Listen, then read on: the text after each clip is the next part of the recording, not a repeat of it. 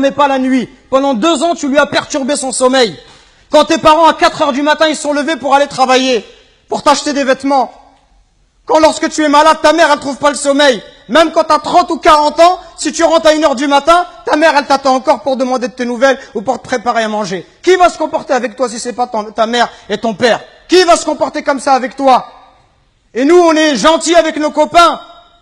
À n'importe quelle heure, on répond à l'appel de nos amis qui nous demandent de l'aide, on les aide. Mais est-ce qu'on aide nos parents? Est-ce qu'on est à leur écoute? Est-ce qu'on leur donne du temps? Est-ce qu'on leur montre du respect?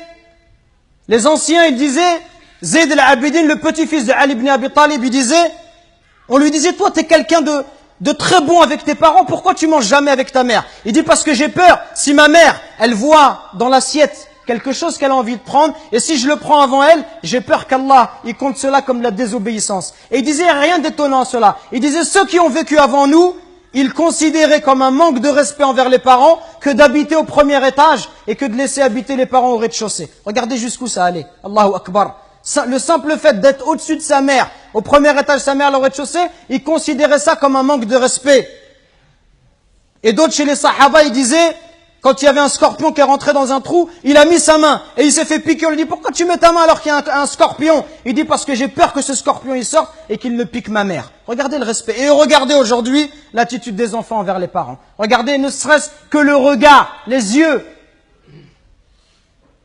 Wallahi mes frères, si nos parents ils invoquent contre nous, wallahi c'est pour nous le malheur dans la vie d'ici-bas et dans celle de l'au-delà. Allah Azza wa Jal, par l'intermédiaire du prophète alayhi salatu wassalam, il nous dit qu'Allah il a interdit le paradis. Interdit le paradis à celui qui désobéit à ses parents. Donc attention mes frères, à ne pas causer du tort à nos parents, à ne pas leur manquer de respect, mais soyons plutôt à leur écoute, soyons plutôt bons, miséricordieux pour eux. Et ceux qui doivent le plus profiter de notre générosité, de notre douceur, notre bonté, notre bon comportement, les premiers à profiter de cela, ça doit être nos parents.